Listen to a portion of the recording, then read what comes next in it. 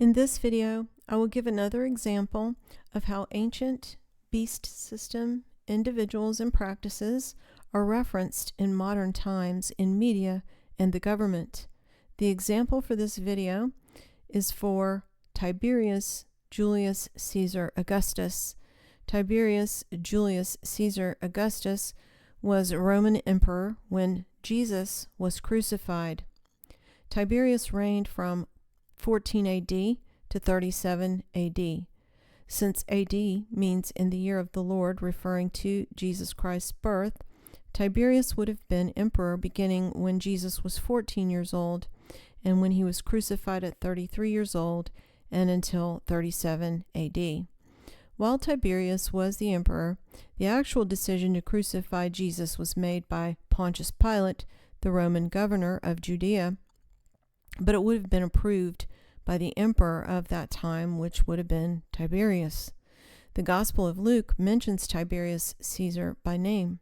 Specifically, Luke 3:1 states, "In the 15th year of the reign of Tiberius Caesar, when Pontius Pilate was governor of Judea, Herod was tetrarch of Galilee, his brother Philip tetrarch of Iturea and Trachonitis, and Licinius tetrarch of Abilene, during the high priesthood of Annas and Caiaphas.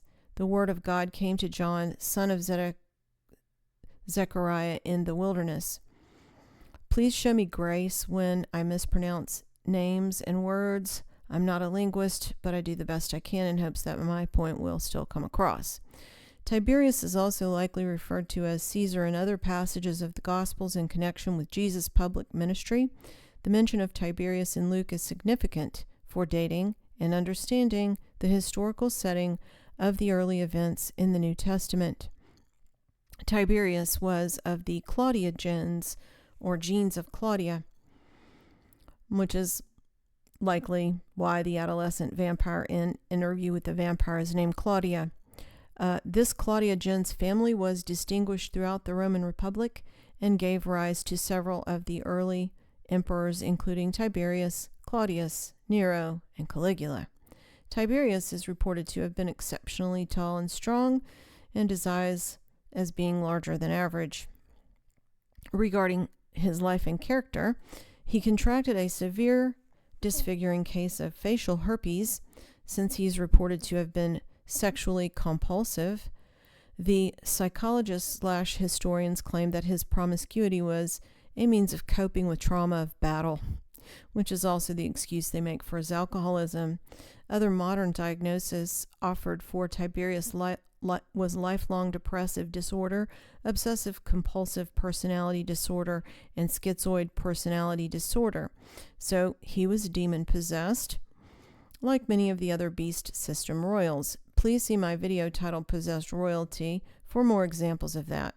But I think that it's funny that the psychologists/historians put their diagnostic spin on that. Shortly before his death, he suffered an injury to his back while killing a boar with a javelin to open soldiers' games, it says. A boar is also what killed Robert Baratheon, husband of Cersei Lannister in Game of Thrones. In my videos on the Etruscans, I mentioned that King's Landing was based on an Etruscan city. Cersei's character in that franchise is definitely an Etruscan reference. Since her husband in the series, King Robert Baratheon, was also an alcoholic and a womanizer and killed by a boar, his character is very likely a reference to Tiberius in that media franchise. But these references to the ancient beast empires aren't just in supposed fantasy media.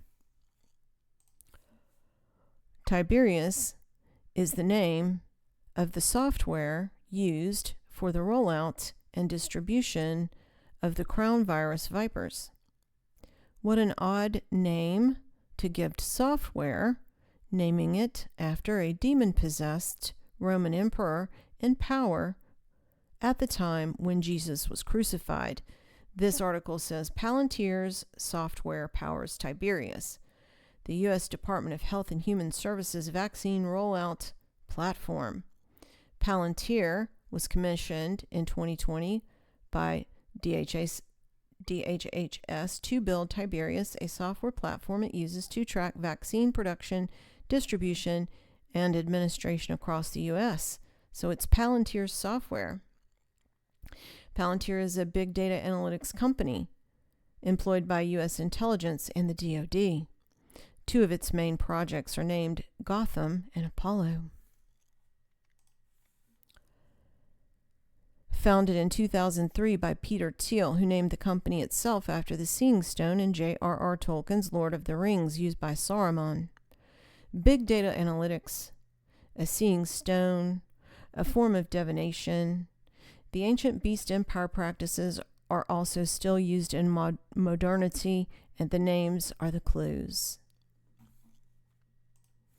This is an article from the U.S. Department of Defense website. It says, while Star Trek's Captain James Tiberius Kirk said he grew tired of explaining the origins of his middle name, Operation Warp Speed officials are eager to highlight their version of Tiberius, a software platform designed to guide the distribution of the COVID-19 vaccine.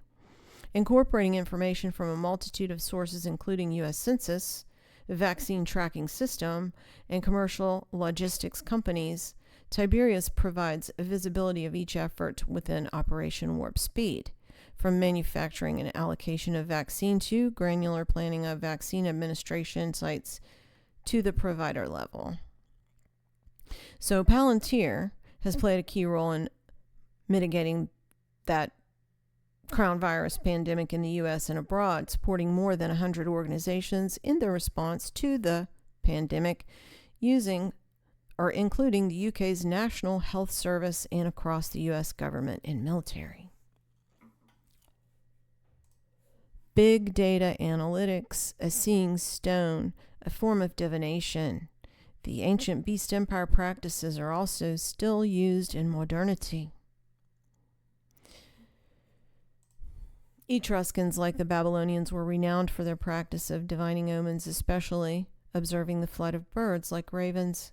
In modern media, for example, the Omen franchise, a raven acts as a manifestation of Damien's subconscious or demonic influence. In Game of Thrones, the raven was associated with divination, knowledge, and the ability to see past and future, referred to in that series as Ravencraft.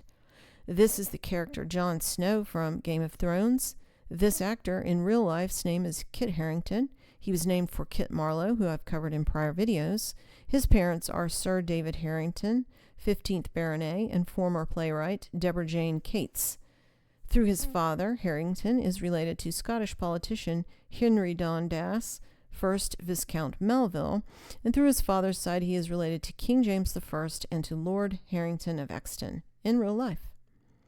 The Ravenry is the oldest building at the Citadel in that series, and Ravencraft is taken most seriously there, further highlighting the importance of ravens in the Order of Masters.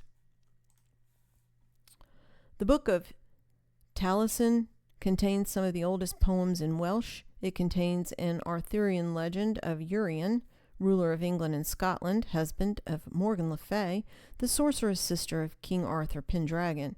It was written in the 6th century by a bard named Taliesin, who was a companion to King Arthur Pendragon.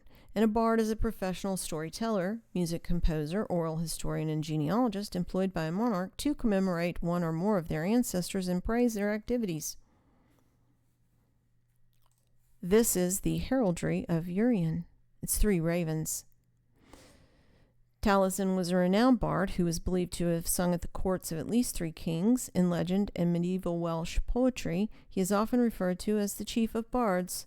Taliesin was seen as a shamanic figure, a seer, a shapeshifter. His poetry indicates that he can channel entities, and all things in the cosmos are connected through the creative spirit of Awen, which is Welsh for wind. According to legend, Taliesin was adopted as a child by Elphin, the son of a ruler of a sunken land off the coast of Wales. In later stories, Taliesin became a mythic hero, companion of Bran the Blessed, who was a giant and king of Britain in Welsh mythology.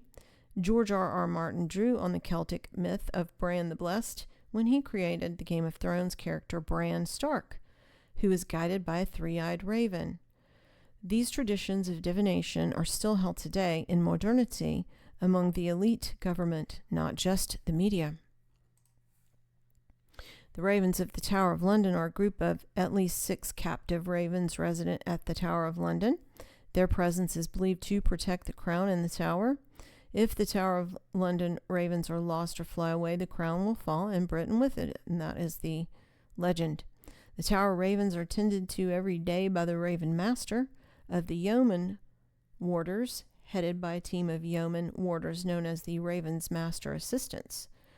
The earliest legend that connects the tower with the raven is the Welsh tale of war against the Irish leader Matholwch, who had mistreated the princess Bronwyn. Bronwyn's brother Bran the Blessed, king of the Britons, ordered his followers to cut off the Irish leader's head and bury it beneath the White Hill, where the Tower of London stands, as a talisman to protect Britain from foreign invasion.